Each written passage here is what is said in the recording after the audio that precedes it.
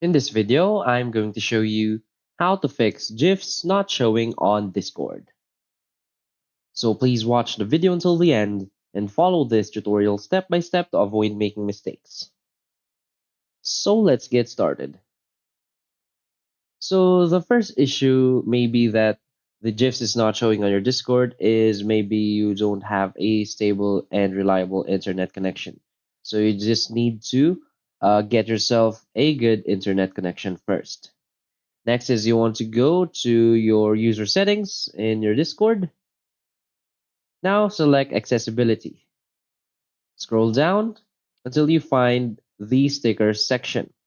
So always make sure that this setting is set to always animate. So if you can still see the GIFs on your Discord, it may be caused by some bugs. So what you want to do is press Control plus R on your keyboard to reset your Discord app. And as you can see, it's now loading and it will fix some bugs and issues.